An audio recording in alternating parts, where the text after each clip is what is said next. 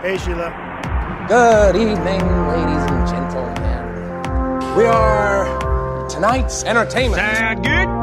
Yes, sir! I know who I am! Did IQs just drop shot while I was away? I have a plan. I like this shit. You know, it's exciting. Dance off, bro. It is your Me and you.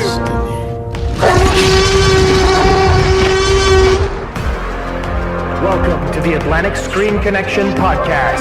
Let the games begin.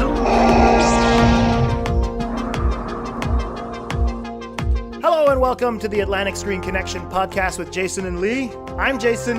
I'm Lee. And this week, Lee and I are going to be doing something really special. Our Fantasia International Film Festival Roundup. All the films we got to watch from the festival, with also leaning towards a little bit of one of the films because we watched it in common, which is going to be Super Dark Times. So, Lee, before we get to all that, I want to know how you're doing, sir. Yeah, doing fine. I mean, obviously, I couldn't go to Canada. Where was it again? Montreal? Yeah, I was in Montreal. Yeah, well, obviously, I couldn't, I'm poor, so I couldn't actually fly out to Montreal. So you actually attended this. But, I was there in spirit because we got onto the whole email trade thing, you for some screeners, to the point where I actually watched more films than you, even though I wasn't there, which is fucking hilarious. Yeah, actually, you did watch more films than I did. So I was there for the three first days, which is why I didn't get to see the bulk of the films that were there. And so I have to say a big thank you to the festival. I have to say a big thank you also to my friend Guillaume, who set me up. I could stay at his place for the entire weekend as well. So and my girlfriend also stayed at home with the kids so that I could go watch movies in the festival, which is fucking awesome. I had a great time. I'm looking forward to going back again next year. But that's it.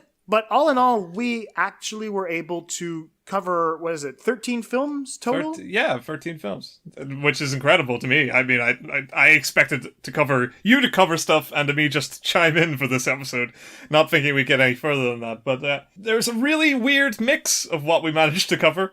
And I think it'll be a really good conversation, just a discussion about some of the weird stuff we've seen at this.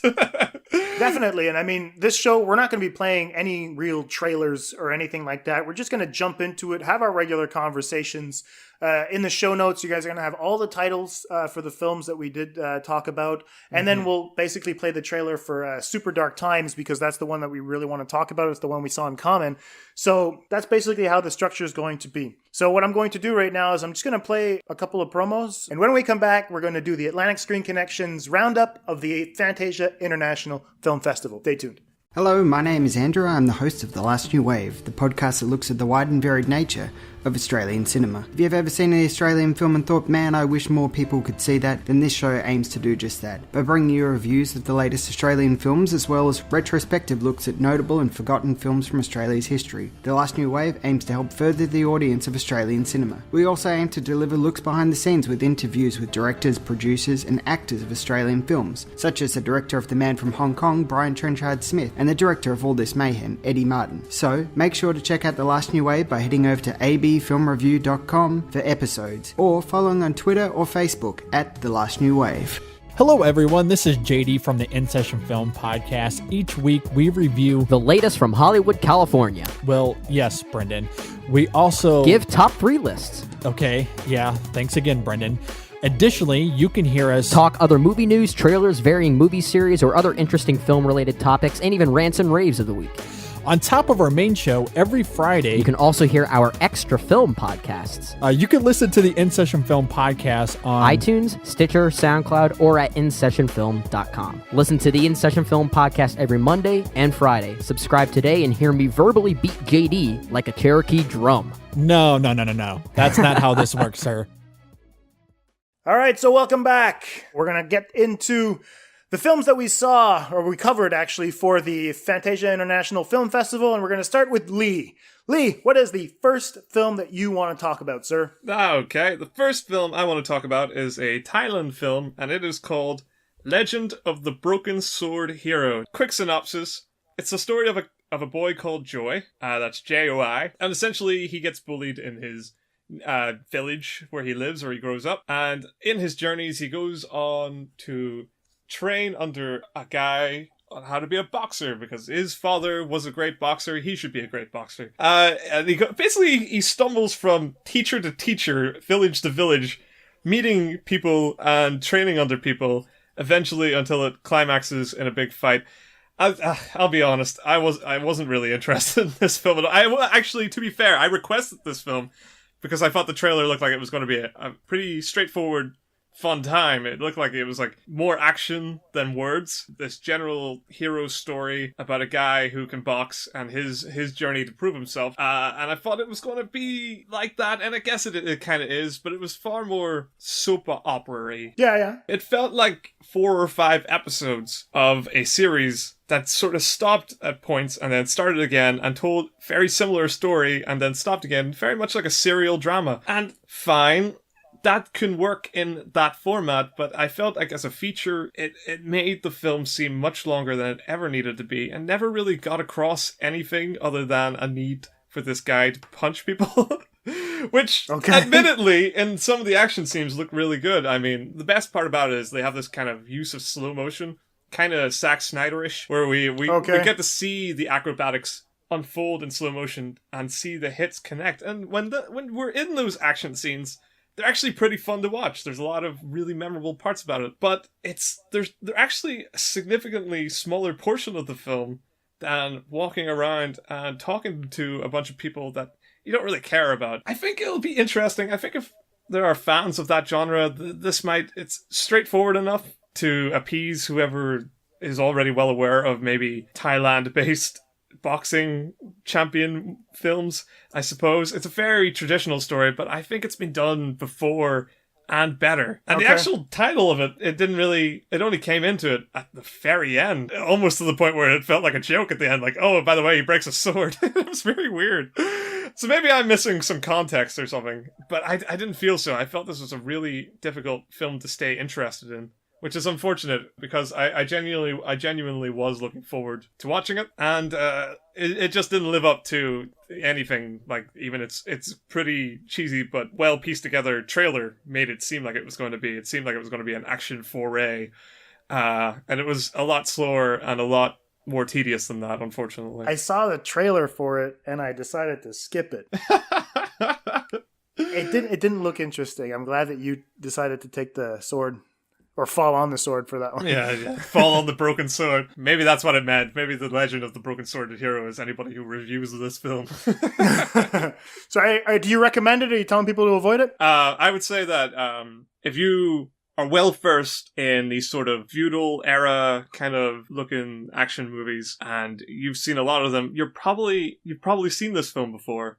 And you've probably seen it done better, so it's hard to recommend even to the fans of the genre. And I think for the majority of people, it's not really worth their time. They're not going to get a lot from it. But there might be fans. I think it held the air of like B-movie cult status to me. Right. So I think it'll probably be a DVD that somebody picks up on a whim and declares it the greatest movie ever. Okay.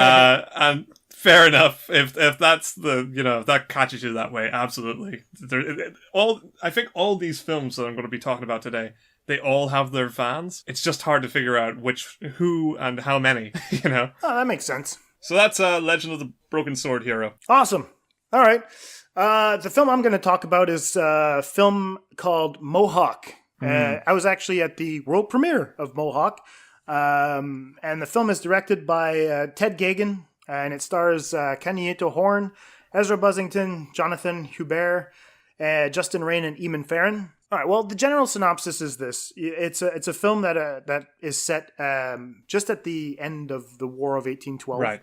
The war basically that's going to be between the United States and Great Britain, and this one is set actually in 1814. So very much at the end of it. The thing is that the film goes to try to talk about the indigenous peoples that were caught in the mix, basically the eradication of the Mohawk population culture, and how you have these two giant colonies that are just basically taking up the land for themselves, not giving a shit about the people that are actually living there.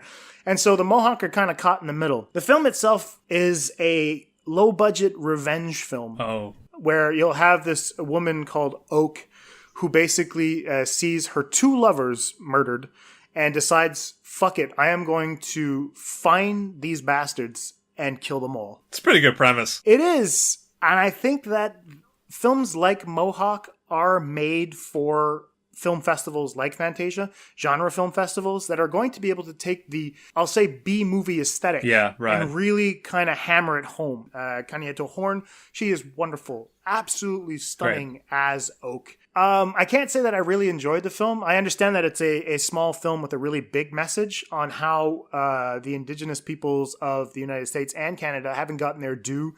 And so I think I would like to see more films in this vein, probably a little bit better directed, in my opinion. Sure. A lot of this is shot with close-ups, medium shots. There are no establishing shots in the film almost at all. It does play as a hallucination at one point because there is a lot of murder. You know, you'll see it on screen, but the thing is that you could actually make a case for it to actually being a really intense dream sequence. But as a film overall, the exploitation nature of it, the jagged filmmaking, the really weird editing in the film as well, because you kind of get lost because there's no establishing shots. So at one point you're like, you feel like the forest is so goddamn small because all you see is the camera kind of moving from one angle, and you're like, I feel like they're running in circles, which is a weird thing. You know, not that I recognize trees at one point, but there is no real reference as to how they're going to make it out of this. I understand that maybe that was the intention, that you'll have the indigenous people knowing these forests like the back of their hands, and possibly that's what Gagan is trying to riff on. But as a guy watching the movie, I didn't get that. I just got confusion because we're moving from scene to scene to scene, and I understand that we're getting a lot of exposition from the characters, but at the same time, I have no idea why at one point the American people that are chasing the Mohawk just show up. You know, you feel like the story literally stops at one point just for the bad guys to catch up, and I was what the fuck? You know? Yeah. So yeah, there's not a great sense of continuity maybe. But I mean, I can't recommend this to a general audience. I think that this is a film that's made for a very specific group, very niche. It does have qualities. I enjoy the risks that it took. There is specifically one of the characters that has a weird infection in his eye, and you can see that he's the mad scientist, the guy who has kind of the brains, the geography, and all that stuff. So you have these, I won't call them horror tropes, but you'll have these B-movie characters that are really over the top, very specific type characters, you know, that are going to be interesting because they're going to play into the B-movie aesthetic, you know, the over-exaggerated specific types of people that you're going to have in those films. And that is interesting. However, I think that there is a better movie in there. So yeah, overall, I'll recommend this. If you're a person that really enjoys bare bones, but bare bones done in a very jagged way, and if you're looking for something of a message, if you're looking for a pure action revenge film, possibly this is for you. It's definitely not a film for me. Am I going to revisit it? I don't think so. Although, again, it has its fans. It has its fans. Yeah, I think that's the better way to put it. So that was my take on Mohawk, Ted Gagan's film. Well, that makes sense. Okay, well, the next film I've seen was The Villainess. I am pretty divided on The Villainess because there's a lot of good stuff here. But very much like The Legend of the Broken Sword Hero, I don't think the form was right. That's actually a kind of recurring thing with a lot of the films I've seen. I like the concepts, but feature-length films aren't exactly the right format for them.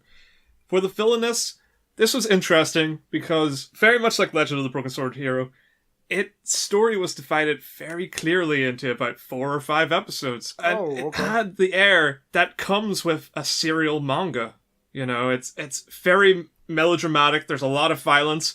There's a lot of over-the-top characterization. And there are some great twists in this story that don't matter in the short amount of time they're trying to cram them all in. There's no depth behind it. There's nothing lying behind the story. It's just a story about this one girl who gets taken in by the shady South Korean equivalent of the CIA. Right. And trained into this sort of contract killer or sleeper agent even, who then who basically goes on a series of long missions to get herself out of that situation. And that's a good premise and a very straightforward premise for a number of episodes, or a series of manga, those visual comics. It was tedious to see the story start and stop again and get patched together this way, in which the time frame of it picks up and starts at different points in her life. It doesn't really make a lot of sense why this was the chosen form, because there's a lot of great things here, but it doesn't benefit it doesn't benefit from the medium it's trying to tell its story. It could have got a lot more leverage, getting a lot more characterization between the main girl Suke and her daughter and her eventual sort of husband character-ish. There's a lot of interesting dynamics here about why you do the shit things you have to do in life. That would have been better if we got to really spend time with them. But it kind of zooms past those for extra action. And the action is interesting. I mean, some of it is in that GoPro Hardcore Henry camera. Yeah, I heard about that. I'm still not sold on the format. I think if I'm going to watch a video game, I want to be playing the video game. I think that camera is supposed to add immersion to the violence. When the bodies are so numerous and you're so close to them, it feels like there's a lot more commentary that could be said if it were a video game where it's reflecting on your decisions and not on other characters' decisions that you're trying to put yourself in the head of. Right. I don't see what the camera did other than add spectacle. And the spectacle was interesting as an experiment, again, like Hardcore Henry, which was interesting as an experiment. And the story in the Villainess is better than Hardcore Henry, but the story is also as simple and breaks the format, unlike Hardcore Henry, because it's also in third person for almost 2/3 of the film, and only some of the action scenes are in first person. Right. There's interesting concepts, but I feel like what they're trying to do is really make a spectacle of this soap opera, and the spectacle is confusing as well, so I don't know. It felt to me like there were a lot of great ideas. I really did like Suke, the main character. I thought she was a very strong character. I thought her performance was really good. I think the scenarios she gets caught in are genuinely unnerving, especially towards the end. There's some really good dramatic stuff here that, unfortunately, doesn't hold up in a feature. Okay. It feels misplaced. But, I think it's definitely going to have its fans. I just don't think I don't think I'm one of them, you know, and it's weird because I do like this kind of material generally. I like serial manga. I like that kind of straightforward tune in next time element to, your Dragon Ball Z's, your Naruto's, and all those kind of things.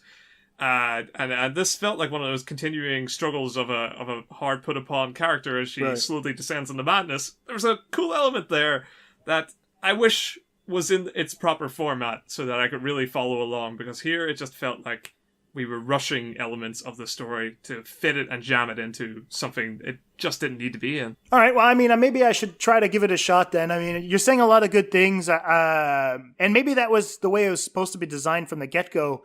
And then when they recorded these 3, 4, 5 different sections you're talking about, and they decided to piece them together, perhaps the idea was, first and foremost, to send them out as mini short films or little chapters. Very true. I mean, there is a practice of that. I know in Japan, maybe not so much in South Korea where this film was made, where they do, like, particularly for anime, they would get, like, episodes of a series. Right. And combine a number of episodes to create a central narrative. There you go, that's what it feels like. And then release it as a film. So, there is a practice of that, definitely. And maybe you're right. I didn't find if this was based on anything, but it certainly does feel like a selection of series of episodes jammed together. I think most people do have that issue where that doesn't always work for them. I think people still have the same criticism for the general practices that they do for this. I would say it's definitely going to be a total hit or a total miss, I think. There you go. So 50-50. So absolutely give it a shot and see if it works for you. It didn't work for me, but maybe if it sounds even remotely up your alley, it could win you over. I mean, that action, again, not for me, but spectacle-wise, maybe it works for some other people. Nice. Lots of people loved Hardcore Henry. Cool. All right, so the next film I want to talk about is a film that I was anticipating quite a bit, actually. I thought it was going to be really interesting. And it's My Friend Dahmer, directed by Mark Mayers and starring Ross Lynch and Anne Heche. And My Friend Dahmer is based on a graphic novel by Durf, a guy who actually went to high school with Jeffrey Dahmer. And so, Jeez. Yeah, well, that's the thing, And so for you guys who don't know who Jeffrey Dahmer is, he's basically he's a serial killer. And the entire graphic novel that Durf wrote is Dahmer's life during high school, just before he started murdering. And when you think about that premise, what a great... There's so much potential. Exactly, what a great idea. And so I decided that I was going to read the entire 240 pages before actually going to see My Friend Dahmer. And I think that might have actually tainted my perception of the film a little bit. Because I liked the overall tone of the film, I thought that the pacing was off. And I think that the writer made some changes to the story that if he hadn't would have made for a more interesting film. There would have been a bit more tension for me come the end of the film. And one of the main changes that I thought was a little weird, but I understand why they did it. And I mean, Mayers did it, and I have to commend him for this, is that the way that Durf tells the story in the graphic novel is a third-person account. It's his perspective on Jeffrey Dahmer.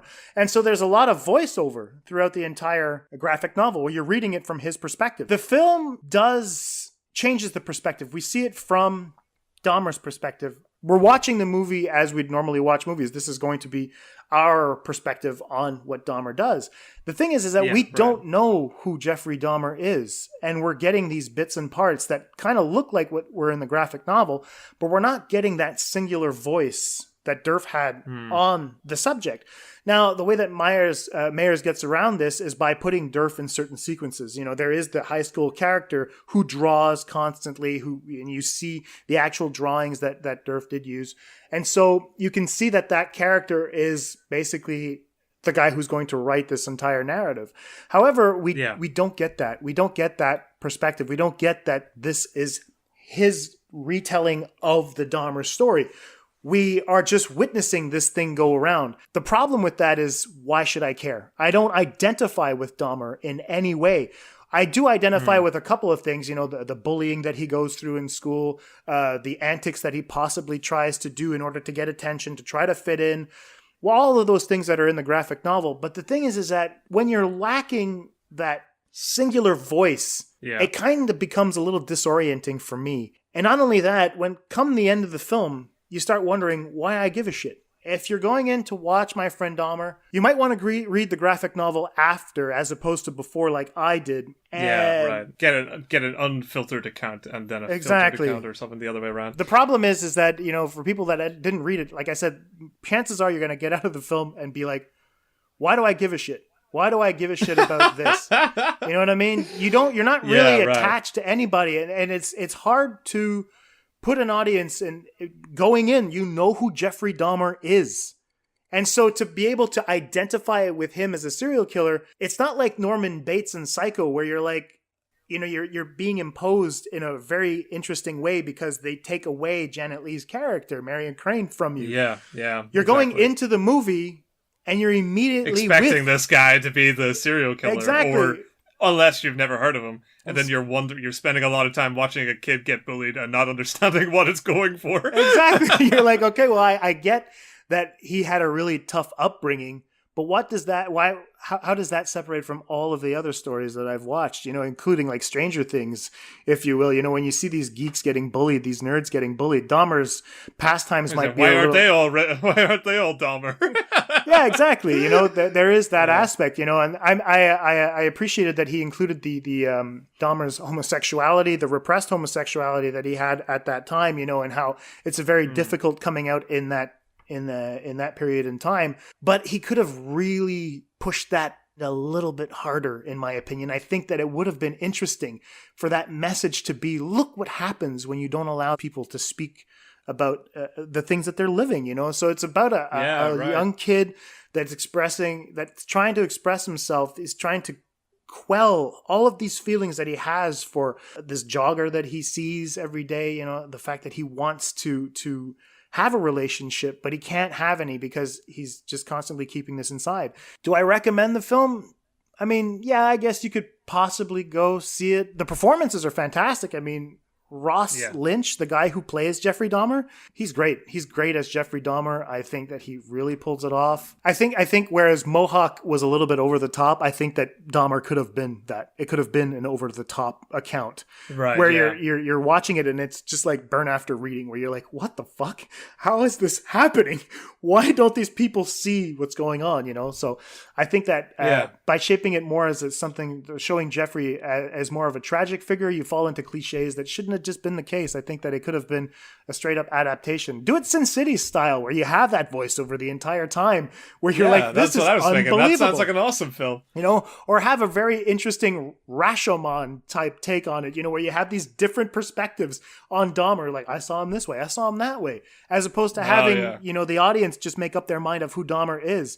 Turn this into a comedy. Turn it into something that's really worth my time, because playing it straight the way it was, I'm going to read the graphic novel. Well, that's fair. I mean, that's good. That's a good recommendation as well, just to read the graphic novel. The next film I seen was Most Beautiful Island. Right. It's basically the story of a Spanish immigrant living in New York. Essentially, as the plot unfolds, she joins a sort of a seedy underbelly of New York in order to make good money, and her descent and her willingness to do that. It's basically a character story. This is an interesting one because, again, it doesn't fit the medium. Right. I genuinely liked a lot of the concepts in Most Beautiful Island. I think the immigrant story is still a useful, important one. The story of this descent into desperation of trying to make money and the things you do to make money as an immigrant is a good one. And there's this sort of tense mystery horror element to the whole thing that makes it an unnerving watch. Okay. For maybe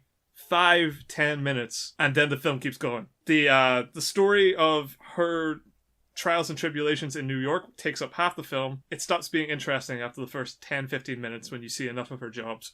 The other half of the film, and it's pretty much right in the middle where the divide happens, this underground section is tense and weird and creepy for the first 5-10 minutes and has a great payoff, but there's a 20-minute gap where a lot of nothing is happening. Wow. And there's only so many times you can be told something's tense before you stop giving a shit.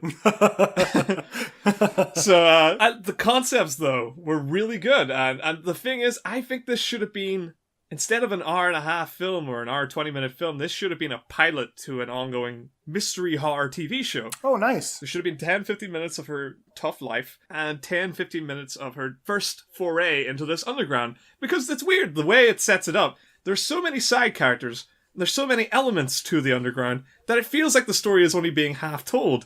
The other characters could easily become a recurring cast that you grow attached to, and they all face the possibility that maybe they'll die. There's this hierarchy of who runs the underground, which at the very end we kind of see an element that maybe she might start to climb it. The main character, maybe she might start to climb that ladder, which is fascinating and interesting. And the coldness with which she's able to do so, it makes for a really interesting watch when you're at the points that are interesting. I would say the film itself, it doesn't work very specifically in this format, but even the mystery element has enough in it to be like something of a Netflix show for like 8-episode seasons, you know, something that generally keeps you pulling you along to see what she's going to encounter next. And maybe you'll start to see the other characters. They don't really like each other anyway, but you'll start to get attached more to the other characters who seem warmer and maybe generally more sympathetic. Whereas for this character, she's not sympathetic. She's very cold and very distant. If I had never seen this film and just seen it show up on TV one day, you know, Most Beautiful Island, it's got a cool name, it's got a cool idea, it's got a cool, you know, mostly female-driven cast. I could see this absolutely on TV any day, and there's a lot to make of this. Right. And I would say that on that basis, I really would look forward to either seeing more from these artists, or seeing the same story repackaged. Absolutely. Cool. You know what? But you sold it to me anyway. That's the weird thing, because I'm interested in the character. The woman that you just described, I'm like, I want to see who she is. I want to understand who she is. Sometimes that's enough for me to get me into a movie where I was like, you know what? I like this character. Maybe that's interesting. Very cool. So next film for me was Brigsby Bear, directed by Dave McCary, and stars Kyle Mooney, Mark Hamill, Claire Danes, and Greg Kinnear, amongst others. That is a big cast. I'm going to tell you in one of these films, the one name I recognize. Oh, there's two names I recognize from all 7 films that I watched. there's not even remotely a name as big as any of the names in that film. Fucking Mark Hamill, Claire Danes, and Greg Kinnear. Jesus Christ. Oh, he's really good in the film too. So this is a complicated story. So I'm going to give you kind of a synopsis. Spoiler alert for the whole thing that I'm going to be talking about in terms of Brigsby Bear. If you haven't seen it and you want to see it, okay, maybe just fast forward a little bit, but I'm going to get into spoilers. So you've been warned. The film is about a guy who's called James, who, unbeknownst to me while I was walking in because I avoided everything, was kidnapped as a kid. I thought this film was going to be a post-apocalyptic type film where you have these people living underground and shit like that. But no, that's in the first 10 minutes of the movie. And it's about a kid who is a guy who was kidnapped as a kid, but he only finds out later that the world he lives in was made up by the people who kidnapped him. It's like a twisted Truman Show without the audience. But while he's kidnapped, his abductor, who turns out to be Mark Hamill, he's the guy who kidnaps James. Cool. He was directing episodes of Brigsby Bear, a kid's show that James really loves and is obsessed with. Now, the police find the whereabouts of the kid, they arrest the kidnappers, and James returns to his family. Now, I think, I don't remember the amount of years he was gone, but I mean, he doesn't remember the time where he had another family. So it was at a very, very young age where he was kidnapped by Mark Hamill and his wife. James, because Mark Hamill and his wife didn't do anything to James, they treated him as their own son. He had a really good upbringing. The only thing is that he was in a world that didn't exist. Yeah, right. He's unaffected by this, and he doesn't feel like anything was done to him, and all he wants to do is continue watching Brigsby Bear because it kind of ends on a cliffhanger, and he wants to know where the hell that show's going to go. The fun thing about it, I mean, one of his friends, one of the guys he meets, who happens to be one of his real sister's friends, puts the show online, Brigsby Bear, and it becomes an instant hit. And so James recruits his friends, to come make the film with him. I really liked this film a lot, but I was a little perplexed by it as well. Because you sound it. It's just, I think it's a strange little film. It harps on nostalgia culture, the nature of collecting and geek obsession. Cue casting Mark Hamill. If you have the epitome of absolutely. geek culture in your own film. It talks about alternative realities as well. I also thought it was interesting to have that communal experience and how best manner to treat a so-called victim is to give them exactly what they want. But that's where I was a little bit sketchy on the idea of kidnapping and treating it in that manner.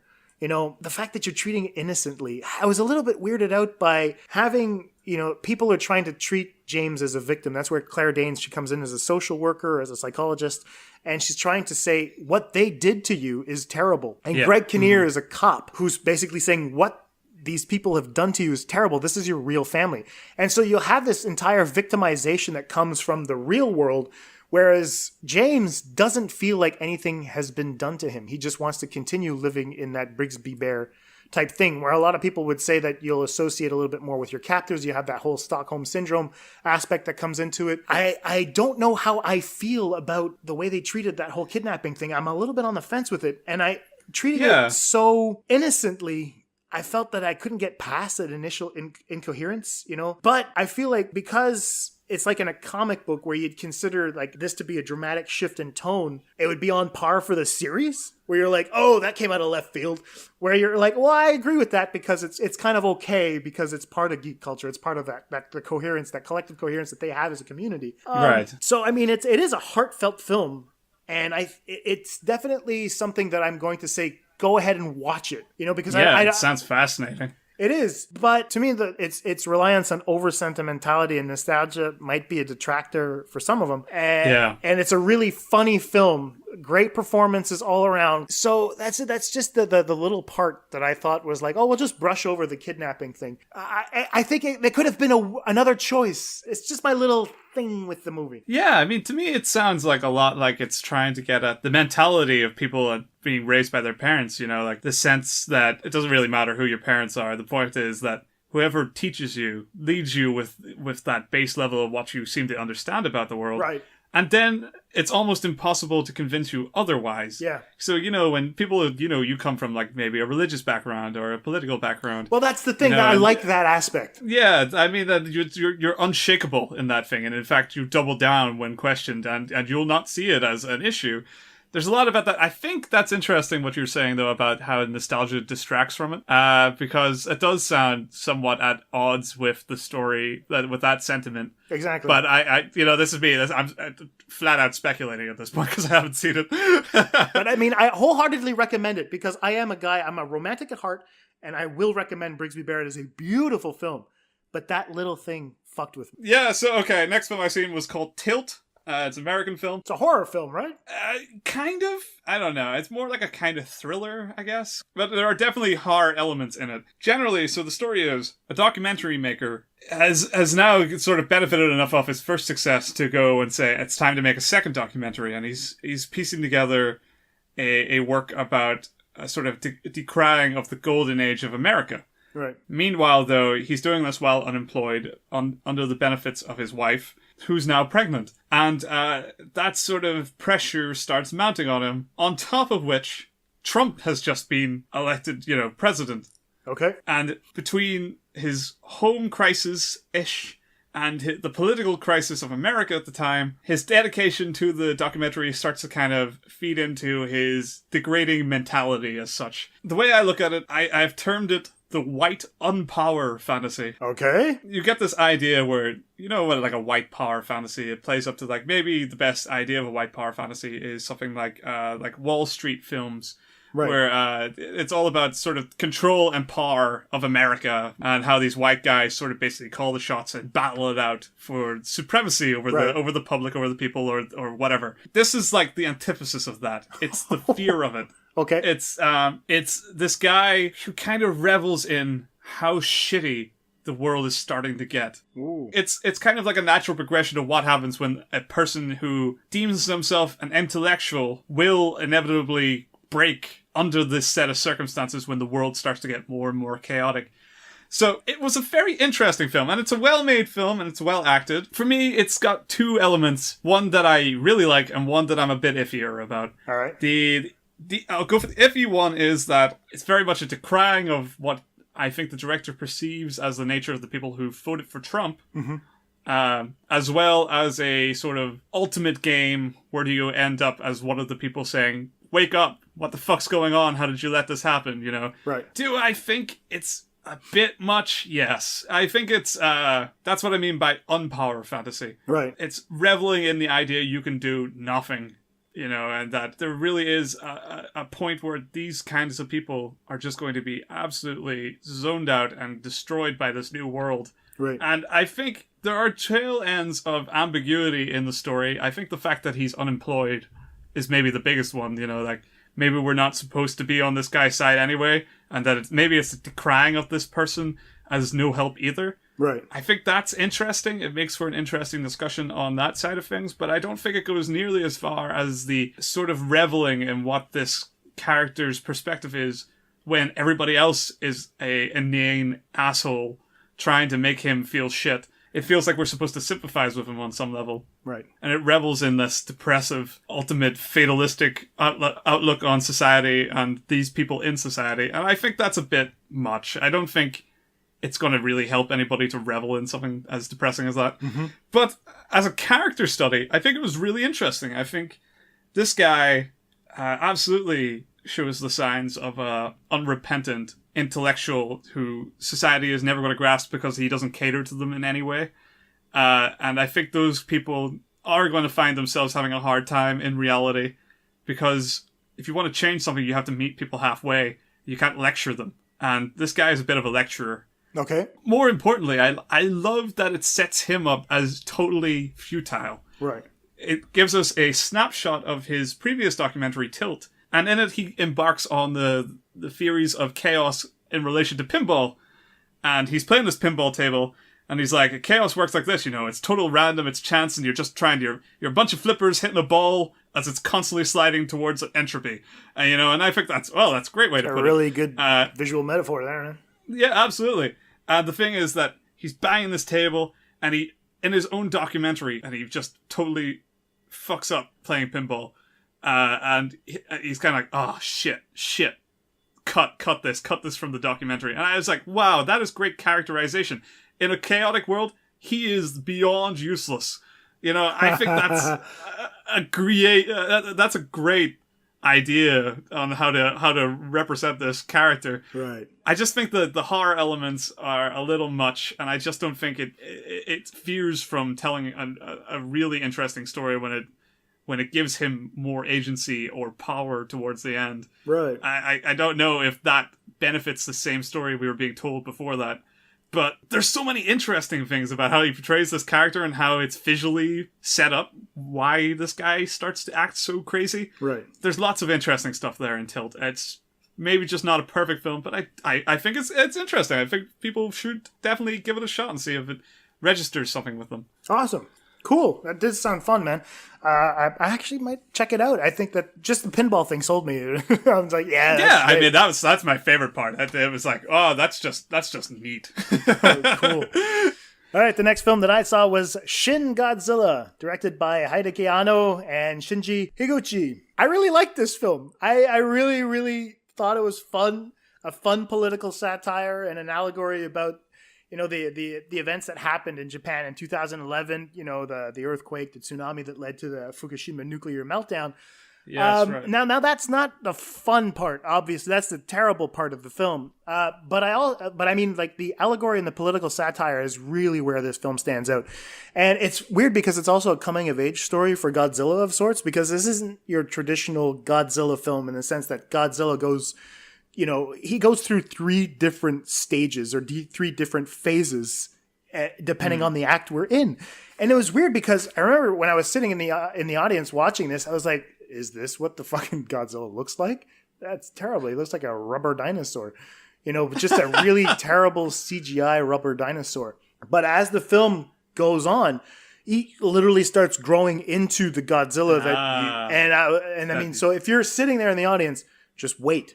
Wait, because you will be rewarded for sitting through the first act. The first act itself really makes fun of the shortcomings of bureaucracy, the people in power. Godzilla's coming towards the city, and it creates that giant tsunami, and they're not, the politicians aren't doing anything about it. They're sitting in committees discussing things, and then you start realizing that they're not going to act. They're actually fearing for their own jobs. They're not taking care of the population. They're saying, well, if I take care of this matter, then that person's going to have this shit on me. So I can't really do anything about that because I don't want to lose when the next election comes up. Then that person's going to be able to use that against me in the campaign. And it was really, really interesting because I have a feeling that they're not wrong. And it was really, really, really interesting because it plays heavily on the fact that the U.S. only gets involved in matters once it can take advantage of you politically. And that was really, really cool because it shows that it shows that shoot first, ask questions later aspect of the US where they're like, well, we're going to lean on you guys here. If you guys want our help, clearly we're going to need this from you. And also we're going to have to test our latest weapons on your giant dinosaur because, we want to see what it does. Wow. And so... And yeah, I'm sure that doesn't work out.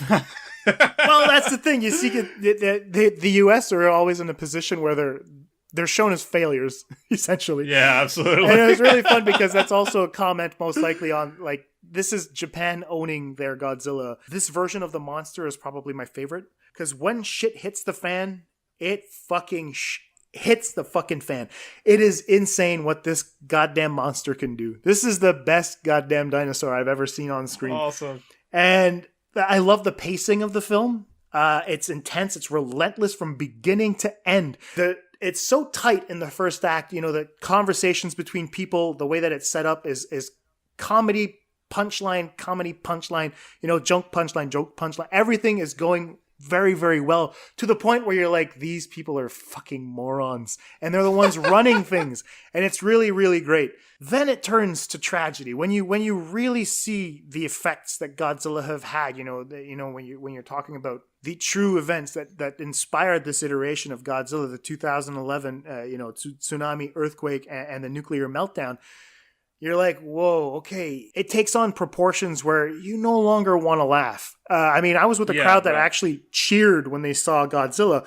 And I think that that's what you want because if you're a Japanese audience and you're seeing this monster, there's some sort of catharsis through that destruction. The idea that you're going to be able to say, we can get it out finally. This is how we can express ourselves. But the sheer amount of violence that there is on screen at that point can be a little overwhelming in my opinion, but it is glorious. So you're stuck with that dichotomy throughout the entire second half of the film where you're like, this is awesome, but not the real thing. This is awesome. Yeah. But I have to remember but that also it's terrible. Yeah, exactly.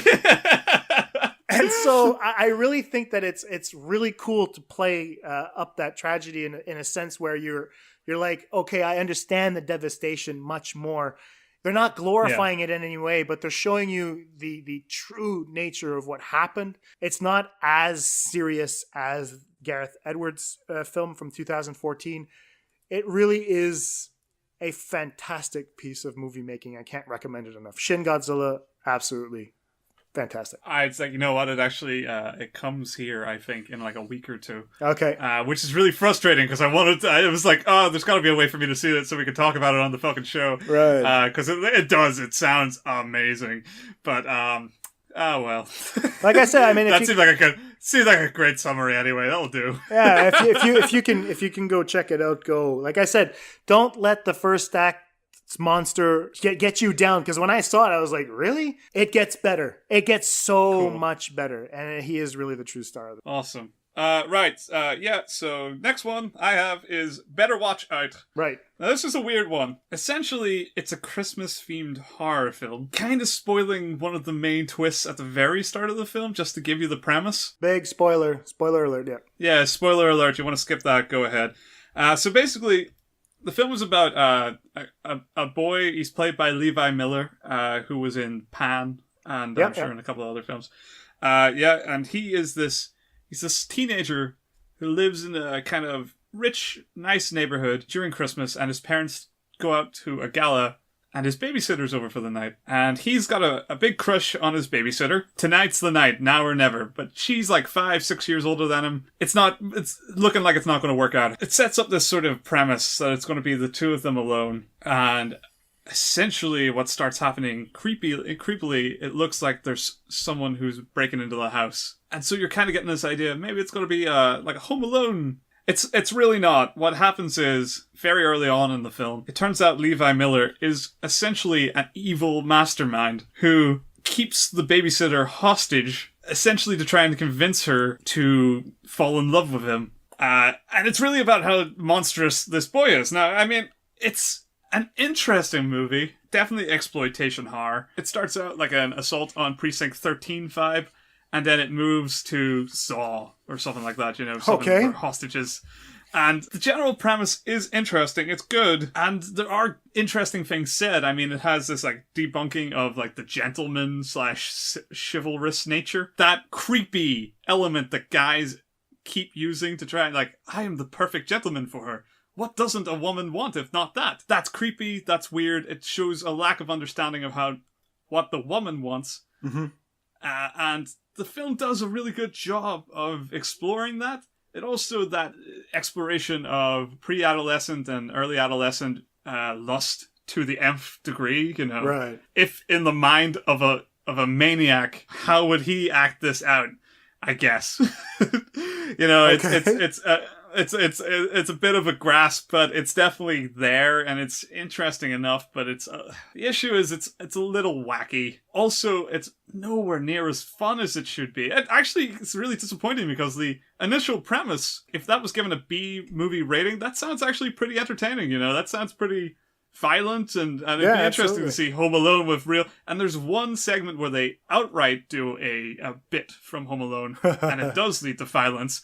And that's probably the best bit in the film. Okay. But for the most part, it's this story about this girl tied to a chair trying to escape. And I get it. There's a place for those kind of stories, but it doesn't have enough to fill its runtime. Oh, okay. And it's not much more than a pretty short film. It's maybe 40 minutes, I'd say, of good stuff.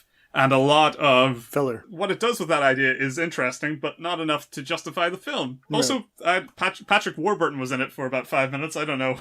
Yeah, I mean, and I remember seeing it. I was like, really? Warburton's there? That's amazing. And he's only there 5 minutes? Jesus. Okay. Literally, yeah. He leaves at the very start of the film and then comes back at the very end. It's really like a name-only appearance. Yeah, it seems that way. I think people who like the exploitation genre, I imagine it's going to be a good step in a direction of this is a Christmas film for weirdos. And that's good. There needs to be more of that kind of thing. I just think that there's going to be a better example down the line if we hold out for it. Right. This is a good stepping stone, but ultimately it doesn't go far enough in either being fun or exploitative enough to really push me one way or another. Okay. All right, next film is A Ghost Story, directed by David Lowery, starring Rooney Mara and Casey Affleck. And everybody knows already, A Ghost Story is about a man who dies and his ghost returns to live in the house he shared with his wife. I've written a review, so I'm not going to go in depth on this. If you guys want to know what my real thoughts are, go read that. I will recommend this 100%. It is one of the best films of the year. I loved it. Great. This movie is unlike anything you've ever seen before. A lot of people were comparing it to Ghost with Patrick Swayze and Demi Moore, and to them I say fuck you. It's got a ghost. Well, I think that's what it is. There's actually a movie theater here in Quebec City that say that it shares some similarities. Now it's like, you guys have international films coming to your place every week, and you fucking dare compare this? No, it's really, really, really interesting because the film is challenging you to look at yourself as opposed to what it's actually trying to say, and that is something wonderful and not very many films do.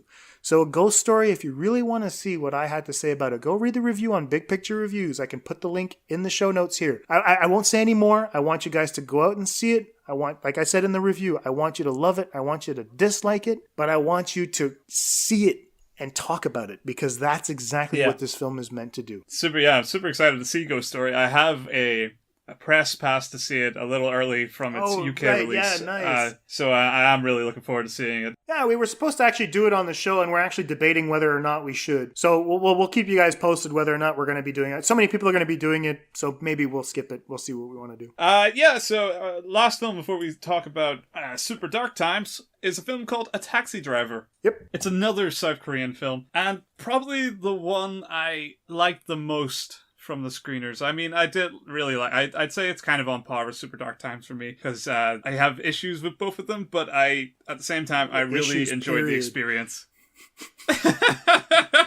Shut up. It's about this taxi driver who works in Seoul in South Korea. He's this kind of bitter guy. Politically, he's passive. He's aggressive to people. He just seems a bit hard done by. He looks after his daughter. He doesn't whose mother has passed on. A bit of a cheapskate, a bit of a sneaky guy, but ultimately, it's played quite humorously. It's pretty funny, his little exploits.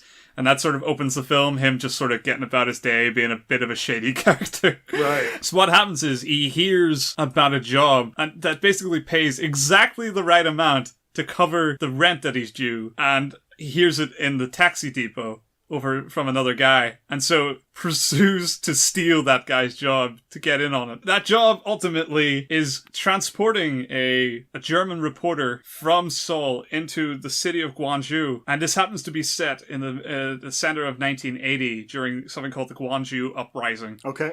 Which was this big political overthrow of the dictatorship at the time in South Korea. Right. So it's fascinating for its historical context. It's funny because it reminded me of Dunkirk a little. There you go.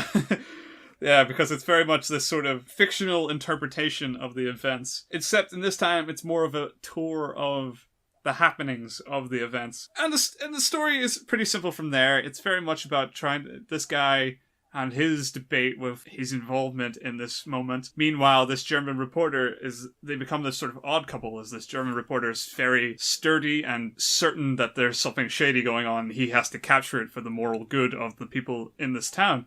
And they're both based on real people, apparently. This really happened, this taxi driver and this reporter. Oh, nice. I would say it's a fascinating film because it's very accessible, maybe to a fault. Right. What it does is set up a comedic tone at first and then dethrones that. That's great because it set me in the mood and the mindset for something that was going to be like a bit of a wacky adventure. Right. And it gets somber as shit. It's a horrible event. It looks horrible. The violence is shocking. And they keep it in, these civilians getting mowed down. It's not like real footage, but it's reenacted. and it is harrowing. Wow. It definitely sold me on, like I have to read into this. What the fuck is happening here? I was definitely put in that mindset, which I think is easily the most important thing the movie can get across. If you got an interest in the political idealisms of other countries and start to broaden your horizons in that sense, it's done its job for a Western audience, at least. Excellent. At the same time, it's also quite relevant today. I mean, as political parties, maybe in America and here in the UK, are being overthrown or fighting for control. Yeah. And ultimately, everybody is the community started to get divided on issues. There's this great emphasis on the role of media and how they falsely portray these events. And the difficulty of not buying everything that you read was exactly what South Korea went through in the 1980s. These people had been fed lies about what was happening in Gwangju. And a lot of people, it gives you a lot of scenes where the taxi driver, Mr. Kim, is back in Seoul, and he's seen a lot of the drama. He's trying to mull it over in his head, like what to make of it. And these people in a bar are talking about it, and they're watching the news, and it's like, today more protesters violently assaulted well-meaning soldiers, and it's that kind of shit. The people at the bar are like, that's terrible. I mean, I can't believe it.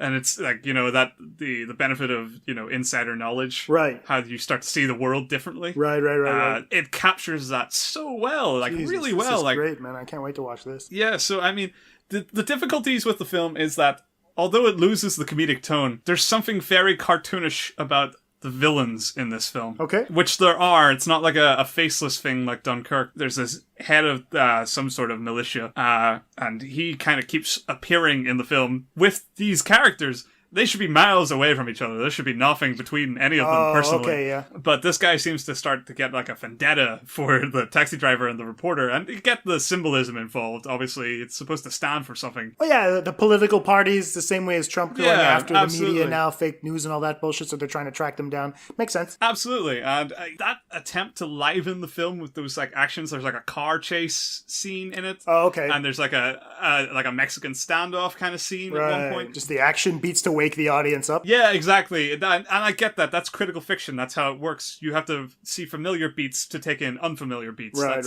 I mean, it's something that's not going to be for everyone. I don't think it's a perfect film, but I would say it does just a great job of imparting that information, keeping the story relatively entertaining to watch at the same time. And I genuinely like the characters. You grow attached to the taxi driver, you grow attached to the reporter, and some of the somber moments genuinely hit me. I was very shocked to find that I was getting really teary about this film. It was just thinking about it. It's awful what happened.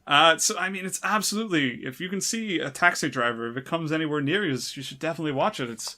Give it a shot. See if you, I mean, it's subtitled. Obviously, that's going to be a entry bar issue for the masses, but it's something that is relevant today, even if it doesn't at first appear it by the humorous outset of the film. Right. It definitely does have a lot of a really important agenda that I think is really interesting and well handled, if not stylistically or perfectly done. Excellent. Can't wait to see that, man. A taxi driver, so I'm looking forward to that. All right, so that makes up for our first part of the show. We're actually going to take a little break right now. We're going to play the trailer for Super Dark Times, and we're going to come talk about this. I'll call it a thriller, in a sense. This high school thriller. Yeah, definitely. I'd say thriller. Mm-hmm. Cool. All right, so we'll be back. Ladies and gentlemen, welcome to Pop Culture Case Study. Hi, I'm David Hart, host of Pop Culture Case Study, a podcast that analyzes film from a psychological angle. On Thursdays, we take a look at an older movie, pick a theme, and then apply the research that has been in the psychological field to it. Then, on Monday, we tie all of that to a new release. Lastly, there's a section of the show called Fangirl Fixation, dedicated to my wife Britt's ongoing film education. We discuss older films that she's recently seen, as well as the upcoming releases for that week. You can find Pop Culture Case Study on your podcast player of choice, and I will be there, as always, diagnosing your favorites and judging you for what you watch. Guys, my parents rented that movie, True Lies. Don't do it. I've watched that scene where she strips over and over and over. The Silver Surfer is the loneliest dude in the galaxy. I mean, the Punisher is pretty haunted. Dude, you have no idea what you're talking about. Allison Bannister. Hi. Would you? I don't know. I like her. Yeah, I like her too. He's got a thing for me. I like you, Zach. She's hot, like Charlie's sister. Shut up. Oh my God. Yeah! Let me see that. Give it back. You want it? Come and get it. Stop! Stop!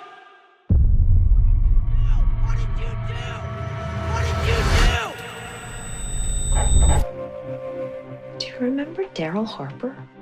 Got a call from his mom. Guess he never came home last night. Did you see him at school today? Are you okay? There's just a lot going on right now. Josh? We should go back. What? I don't know, but I just keep thinking of his mom. Don't go back there. You need to listen to me. No, you need to listen to yourself. You're scared all the time. If anyone asks, we're not friends.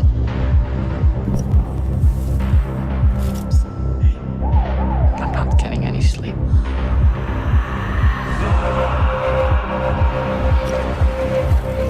I know how you feel. No, you don't know how I feel. What's happening? We're friends.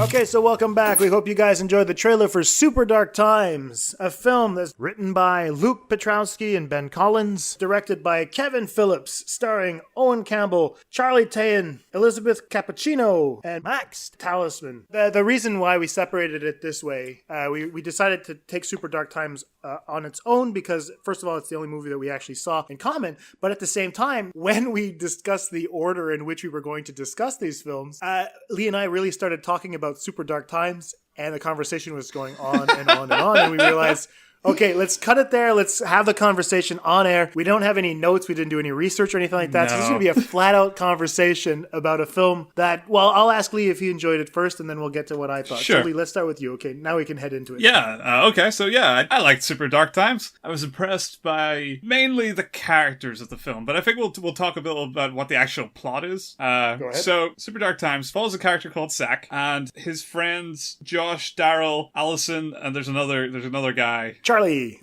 yeah, that's the one. He's like a cousin of Daryl or something.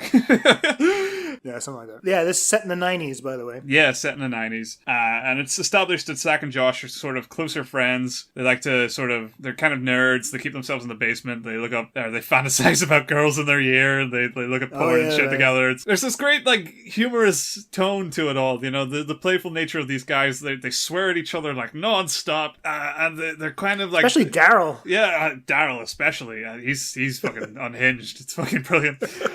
And these guys, they feel very real to me, at least. But these characters, they hang out with each other, just passing time. They go to the shop and like dare each other to eat shitty food. And one day, basically, they go to Josh's house and take like a ninja sword, a fucking samurai sword. It's a katana. Yeah, a katana. So they take the sword and they're fucking around, cutting things in half in a field. And one thing leads to another. Daryl ends up getting killed.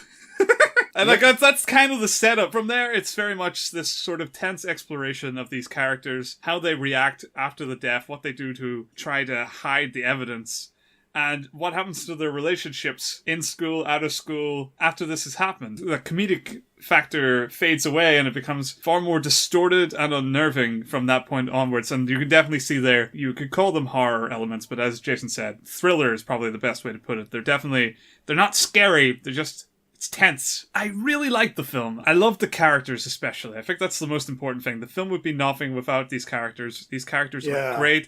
They feel very real. I feel like I know them all. The guy Daryl, he's a hard guy to like. He's very pushy. He's very demanding of his friends. He comes from a bad background essentially, and it makes him hard to relate to. And he doesn't carry himself well in a sort of social circle. I know guys like that all the time. And I was very much in like Zach's position in that, where he's kind of apologizing on the behalf of him to keep him in the group. I've been in that position before. I know what it's kind of like, where you like a guy but it doesn't fit with other groups. It's a hard deal, you know. Josh, this kind of sarcastic, angry kid who again, very relatable, and he's likable in his sarcastic way, and there's this conflict between him and Daryl. It's so many of these elements, they can remind you of someone. So many of them, it feels like they could have been you under a different light, you know. There's lots of that. Zach is this well-meaning kid, peacekeeper of the group, and then, you know, there's side characters. Allison, she's sort of the love interest, this very cool girl, very like chill, very mature, compared to all the boys. It's funny in that sense. To me, the cast is great and the performances are wonderful. It's the drama that's very interesting. And for me, what I saw it as was this sort of undertaking of this sort of adolescent distortion of what happens when an event pulls friends apart and how people react to that and deal with that under the perspective that maybe it's just not meant to be. And it's very symbolic of what happens to relationships as you get older. Eventually, some of them are going to fade away. Some of them are severed horribly, and some of them you try to salvage. And in between that, there's a violent mystery story that, to me, I like the elements of it, but to me, it didn't go the direction I would have thought was most interesting.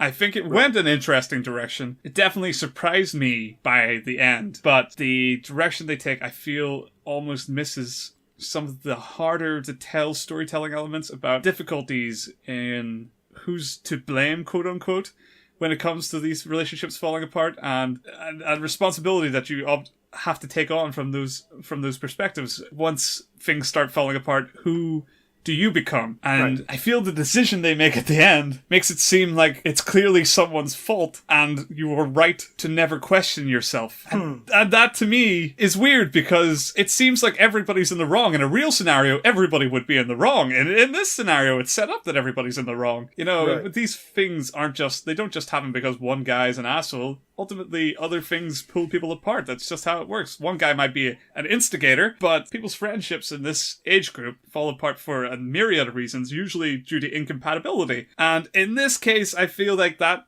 side of the story is dropped for far more conventional story about adolescence that I think still might work. I think Jason probably takes up that angle a little better, but it's not the story that I thought was more interesting, that the story sidesteps and goes somewhere else with it, which is fine. It doesn't ruin the film. It's just not as difficult to tell or as interesting to me as the story that I thought it was going to tell, I suppose. I understand everything that you're saying right now, okay? And this is going to be a fun one because to me, and this is not me criticizing you in any way, I choose to see this film as a very metaphorical film.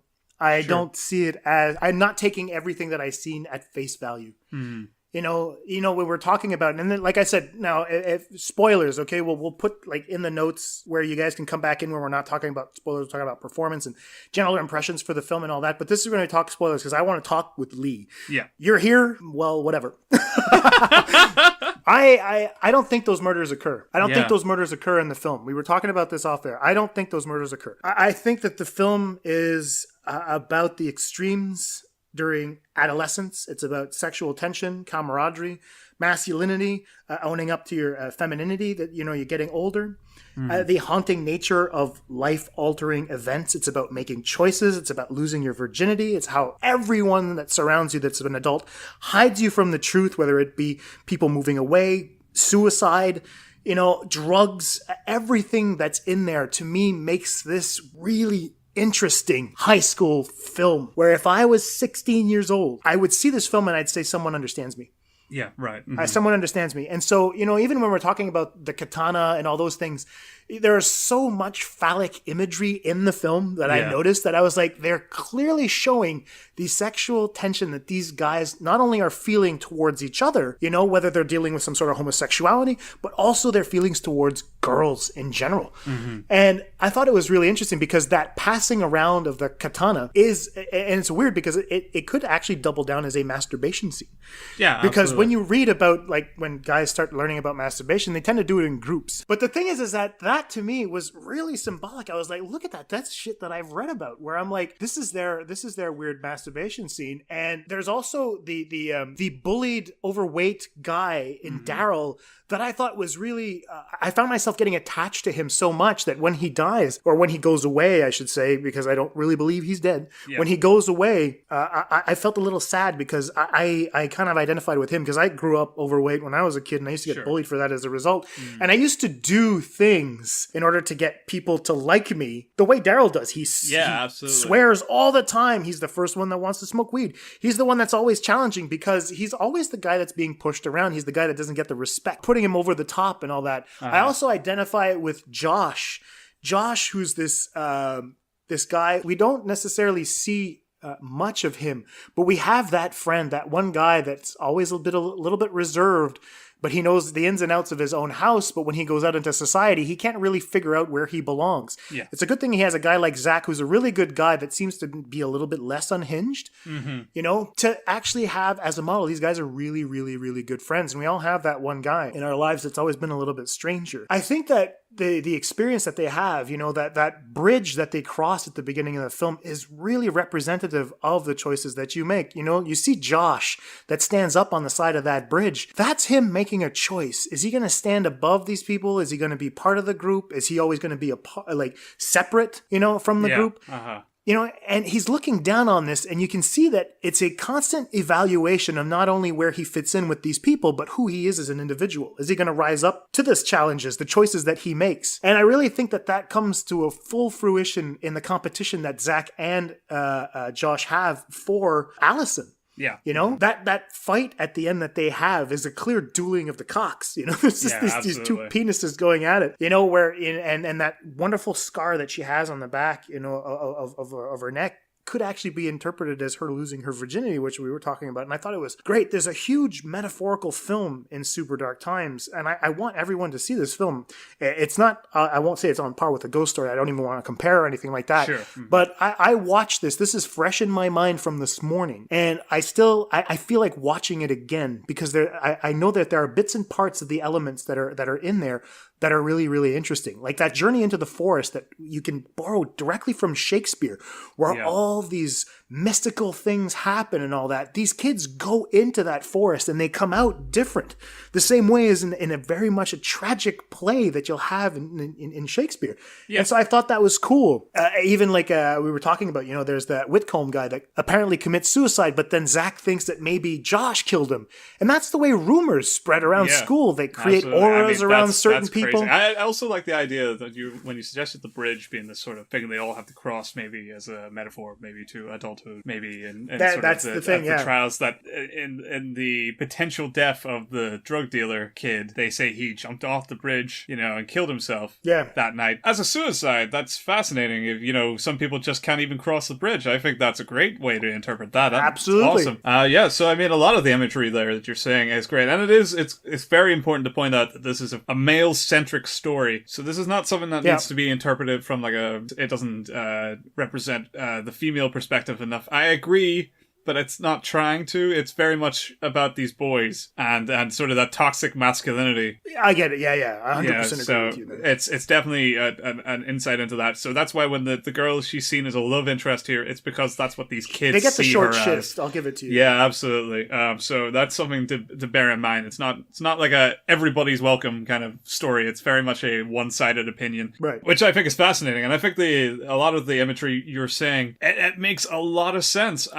To me, that works in one bundle. I agree that the dreams and the violence and the virginity aspect are hard to read another way, so I think that metaphor, that metaphorical side of things definitely works. And I definitely did see the film as something that was about burgeoning sexuality and sort of the competitive nature, the whole fucking measuring cock side of thing. That, absolutely. That's totally. So it's not like it says like, look at how big my cock is, but it's definitely like, it's very clear once it's in your head that this is what they're doing. Do you want to play with the sword? Yeah, exactly. And because it sets out with from literally one of the first lines, it sets out about the aggressive sexuality of these boys. It paints that picture vividly, how this is ultimately the tearing force behind what happens to relationships between people from boys of no age, what sort of divides them and as they move forward into adulthood, what helps them sort of embrace women as real people. Maybe in that case, characters like Josh aren't cut out, sometimes they become this sort of aggressive character who really abuses women and treats them very poorly, and right. I get that, but I think that message, I don't think that's very relatable for a start, and it doesn't have to be relatable, but I think the start of the film is quite relatable. from a male perspective. You're talking about them sitting on the couch watching the like porn through that I mean, screen? Again, not something I've done, but it's something that's very like understandable, you know.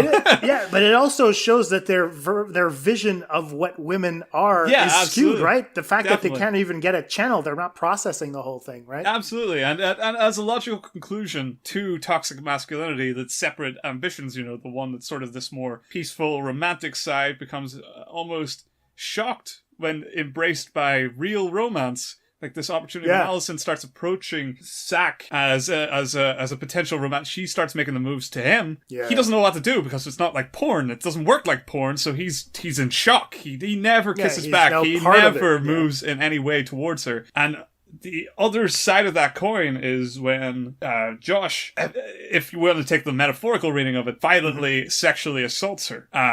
Because that's what he thinks sex works like. And that's fascinating in itself. It's a very clear image. Yeah, but then we can play into rape discourse. Yeah, exactly. There's lots of important things there. I just say, like, it does a good job becoming a moral movie more than a relatable movie. It uses relatability to leapfrog into moral standings on these bigger issues. And I think that's very interesting, but I think that the elements that it sets up gives you room to talk about, rather than toxic masculinity, just general poor masculinity, in which the drama doesn't have to be so pronounced.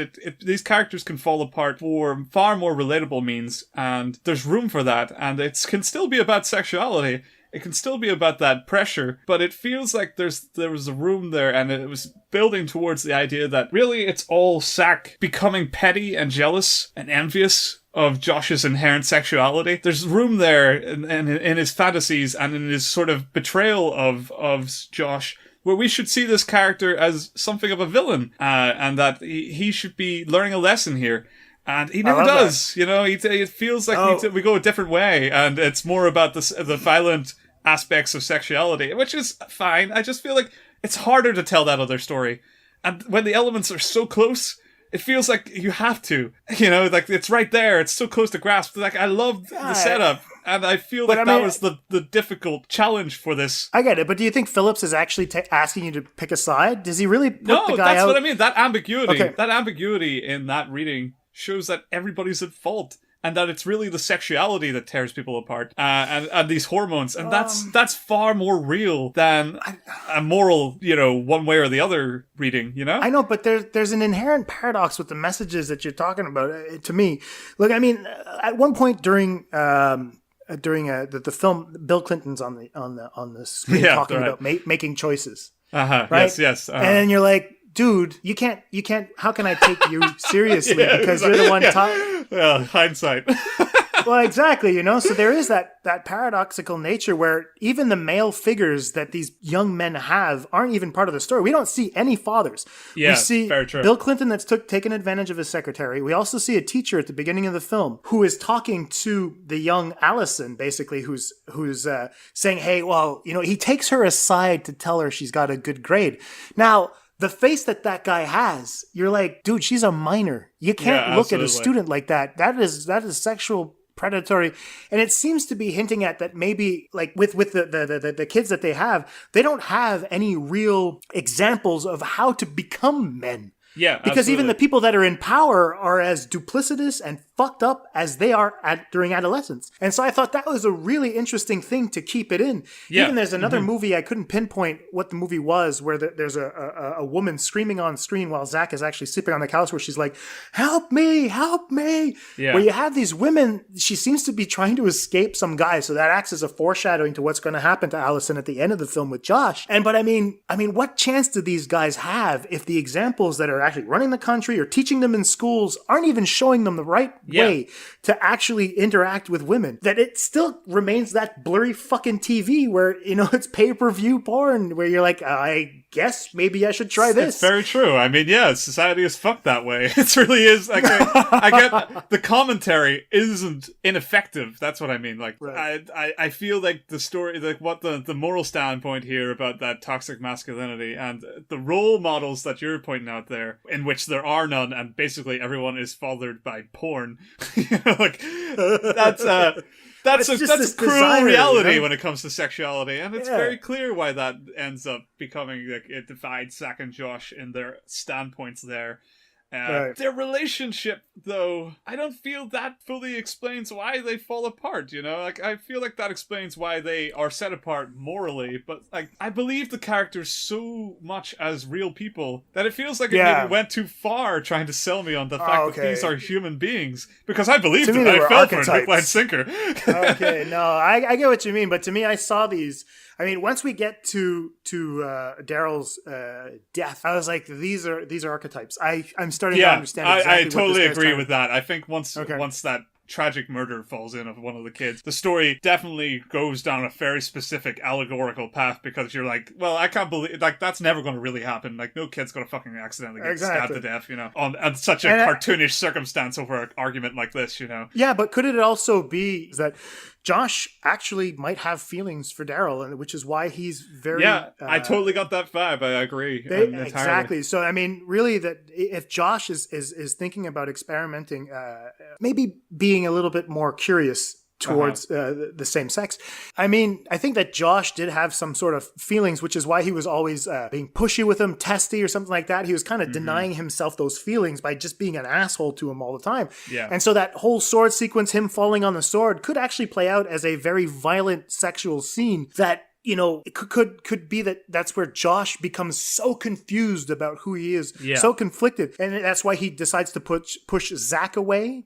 And then after that, go back towards him. He's like, I just want to hang out, you know. And then he decides to maybe experiment with Allison, you know, by bringing her weed, which is... That's interesting, because that sets up an idea that this is actually about... This does set Zack as a villain as such, because he neglects his gay friend, you know, or... Could be that, too. Yeah, you know, like, that sets up the idea that Josh made a move as such on Daryl.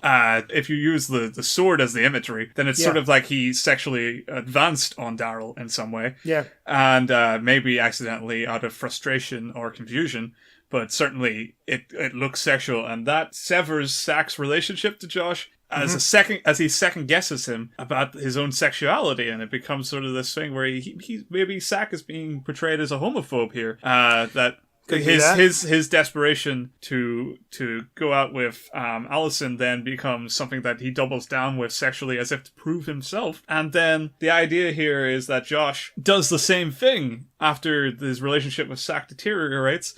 And then he goes so far that he starts actually raping women to prove how straight he is. And ultimately that sort of deterioration leads to him in the cop car being a symbolism of his sort of now being, you know, thoroughly set down a path of, you know, criminality, only for the fact that people didn't embrace his sexuality in that period. And I mean, that's a really interesting way of reading it. I mean, even when you're reading books, literature, and you look at old films, the cigarette has always been a phallic symbol. I mean, women smoking have always been that idea of you know, they're actually coming forward towards the penis. And who is the first guy to actually light up in the film? It's Daryl. Daryl is the one who wants to smoke weed. Daryl's the one that's actually smoking a cigarette. You know, where, you know, you'd have Josh reading into that, saying that, oh, maybe he has some sort of, you know, he's telling me that he is welcome to probably experimenting with same sex. And then that's the way you get the girls at the end that are looking for the weed as well, and they're both smoking that joint, you know, where they're like, okay, yes, they're clearly heterosexual, but then you'll have Josh that's actually kind of confused, where he's saying, no, it's okay, I don't want any, where he's denying that penis, if you will, that phallic symbol. He's like, no, I don't want that, because look what happened when the first time I tried, I ended up hurting myself, not only me, but some other guy, you know? Yeah, absolutely. So, I mean, that's I mean, the fact that there's so much there already, I mean, it's very clear that the imagery here registers very, very clearly with some form of male sexual story that we all kind of grew up with, something of the experience of being a teenager and a boy in society. I mean, it doesn't necessarily have to be a homosexual one, but, you know, I had friends who were homosexual. I could understand that there was this separation at a point when we didn't accept them full right because it was something new to us. You know, that was a hard period. I'm sure it was definitely for him. You know, that's how shit kids are. You know, we are just, when you're uninformed, you become a dick. You hurt people that way. It's fascinating to see how this film tackles it. I feel that the excessiveness of the violence then maybe buys too much into its reading. I'm not saying it takes the audience for granted, but maybe it's more than we needed to deal with. You know, there was something a little simpler that could have been told here. But ultimately, it's hard to deny that there's a lot of great imagery here that you can reinterpret. And I mean, the fact that we come off with, well, first we come with our own readings and then we start launching into 2 or 3 separate readings is a really good sign that this film has a lot of good stuff working for it. And I think, again, the important thing is that it's sold by its characters, and these performances are the absolute center point. I mean, the direction is very patient and well done as well. And there's a lot. The use of simple, quite cheap imagery is, with the low budget is fascinating. It actually does a really good job of that. Yeah, there's no real shaky cam or anything like that. The guy really has. It's not even sterile filmmaking. His shots are precise. Phillips' shots are precise. They communicate exactly what they need to communicate at all times. And it's such wonderful, confident directing for a guy that's only basically made short films. Absolutely. And it does veer into that sort of reverie where it takes on dream language, and then it becomes a sort of open book where that is alienating to people. So it's not going to be that great, super bad experience where it like hits a generation. It's not going to be that. And it's not completely the other way either. Yeah, that's true. It's not Larry Clark's Kids in any way either, right? Where you're like, Christ, I didn't have that. I wasn't like that growing up. What the fuck's going on? And I wasn't like super bad either. There's some sort of relatability there. Absolutely. Whereas a film like Super Dark Times, I feel like this one is somewhat relatable. If you can get past that first level reading of it, maybe it is communicating to an definitely to outliers. I don't know if the popular crowd's going to give a shit about Super Dark Times, but if you're an outlier in relationships with your friends and stuff as a male, there's definitely a lot of good imagery here. Even like it opens with the death of a stag. I mean, that's fucking awesome. Yeah, that was weird. Yeah, that was this first scene and that clearly is something that doesn't come back up in the film. Yeah, absolutely. All. It's a non sequitur. And I mean, I forgot to look up what the hell that would mean. Stag. Well, stag is a virulent, imagery. It's definitely this sort of great male pronunciation, but there's also a tranquility to it. So it could be about the homosexuality angle, or it could be the death of innocence, because deers are innocent. So it could be absolutely just about, how adolescence tears these relationships apart, It's very much, it's wide open. Well, there you go. So I think that's really cool. I mean, it's Harry Potter's Patronus. Yeah, exactly. Clearly, it's connected with a generation. Look how big Harry Potter's penis is. Damn you all. He's so graceful. He just keeps waving his wand at people and making shit happen. He got it from his father. But that was cool. But I mean, like I said, the more I talk about this Super Dark Times, the more I think that more people have to see it. I mean, I don't think it's been released yet. It was released. I don't know if it was the world premiere at Fantasia. We were lucky enough to talk to people and get a screener for it. And I want to tag them in this so that so them to tell us, no, you guys are completely wrong. It was face value the entire time. Well, but at the same try. Exactly. But I mean, I really, the performances are great. I had seen Charlie, I don't know if it's Tahan. Anyway, he was in Ozark. I was watching Ozark with my girlfriend not too long ago, and he's with Jason Bateman. He plays one of the characters on the other side. I don't remember exactly what his name is, but he Jesus Christ, this young fucking actor is goddamn amazing. Yeah. I want to see him in everything now. Owen Campbell did a great job too. Elisabeth Cappuccino is very sweet, but Max Talisman, fucking hell, man. What a performance from that guy. I mean, it hit the nail on the head. I mean, it's terrifying. It's really great. And you were right. I mean, what holds this film together is the cast and how genuinely awesome they are. Mm-hmm. Yeah, I really want to see them. These are rising stars in my opinion. And Kevin Phillips, I'm interested in seeing where the hell this director goes, because absolutely.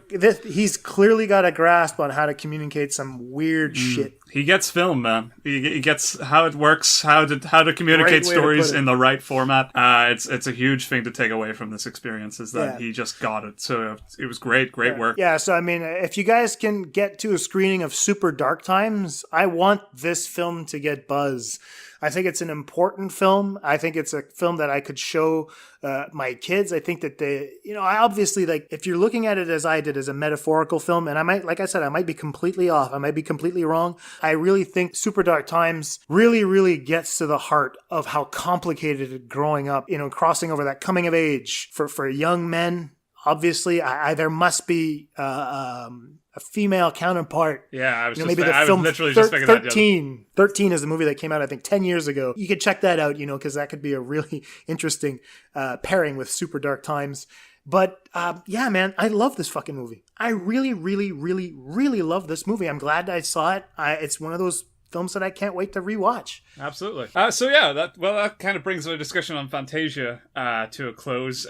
So general final takeaway? No, last thoughts. I mean, the films that I think that you guys should definitely see: Super Dark Times, top of the list with Ghost Story. Definitely. Go in if you guys want to see Brigsby Bear. Yeah, it's a fun film. I think it's pretty cool. My Friend Dahmer, I'm not telling you to avoid it. I think it's a good film. It's nothing spectacular. I was expecting something much better than I got a chance to see. Shin Godzilla, 100%. Go watch that. It's going to be fun if you can get past the fact that there's subtitles. Mohawk, I can't say that I was a fan. You guys, if you like exploitation genre, I understand that there's a whole historical aspect to it that's really, really interesting. However, I really think that it could have been done much better. If you're going to tell an important story about how indigenous peoples are supposed to have the rights to the land and stuff like that, don't go on a revenge film. Do something else. Do a historical drama, explain it, make a documentary, do something like that, something that's going to be really affecting. This one could be a little bit off-putting to a general audience, so the message doesn't really get to the people you want it to get to. Yeah, right. So that's it for me. Yeah, absolutely. And I say, again, I'll double down on Super Dark Times. And I'm sure a Ghost Story, which I'll see soon. So I'm sure that's great. You probably should see that. As well as A Taxi Driver. Keep a lookout for that. I'd say that some people will better watch out on Tilt. So you can keep an eye out for that. That will hit some audiences more than it hit me. There is interpretive stuff, so maybe Jason will like them. I want to see The Villainess and Most Beautiful Island in another format, but I think they were good ideas, and unfortunately I can't recommend the films, but I think the ideas and the people involved should be on everyone's watch list, so read into those, look out for those. Legend of the Broken Sword Hero, yeah, it didn't really impress me, but sure. No, I mean, if you're into that, you're into that. So there you go. Cool. All right, so shall we close this out, sir? Let's do it. All right, so thank you very much for tuning in to Atlantic Screen Connections coverage of the Fantasia International Film Festival and our talk on Super Dark Times, a film directed by Kevin Phillips. Yeah. I want to thank the people that I met at the festival. Daniel Schubat, thank you so much. Really nice guy. I had a fun time with you. Brian Tallarico and Justine Smith and Edward Douglas, thank you so much for spending time with me. It was really great to get to know you guys, get some input, exchange ideas on films, which is really cool. Absolutely. I'm looking forward to talking to you guys again. Thank you for saving a seat for me, Brian. Twice. So that was really, really awesome. And yeah, special shout outs go out to the usual suspects. You know who you are. We love you very much. Lee. Yeah, so my name's Lee Brady. You can catch me at Big Pic Reviews on Twitter, and you can check out our review site, bigpicturereviews.co.uk. Jason, as he said, has his article up on A Ghost Story. You can check that out. I had a great time covering this. I want to thank everybody who replied to the screener emails, got all the 7 films to us through email. I mean, that's fantastic, and it was great. We were on and off communicating with everybody, trying to get some information and extra films, and to get 7, let alone any, is a huge number. So it was great. Got us great coverage of this, and I'm very happy. Can't wait to do it for another film festival, or come back to Fantasia specifically. Would be great to do again, because they were just a breeze to talk to. But yeah, that's absolutely everything. You can see a lot. I'll have reviews up for these films on bigpicturereviews.co.uk whenever they're up. They should be up maybe in the same week as this episode, so keep an eye out for them. And yeah, that's me. Cool. Special shout out to Mike Ross. Thank you so much for your comment on Baby Driver. We really, really appreciated it. And I also want to give a shout out to Carson, one of my friends from Nova Scotia, who sent me this wonderful message this morning, and we're going to get you on the show as a result.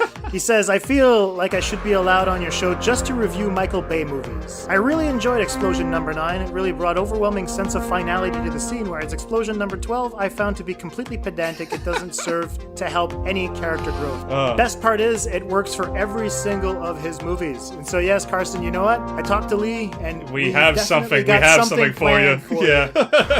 I'll be sending you a message sometime soon. That's it for me. I'm Jason Michael. You can find me on Twitter at AtlanticSC. Be sure to go like the Atlantic Screen Connection Podcast Facebook page, as well as our Instagram at AtlanticSC Podcast. That's it for us this week. We have no idea what the hell we're covering next. But anyway, stay tuned. Yep. I'm pretty sure you'll be happy to hear from us again. Haha, take care. Bye-bye. Bye.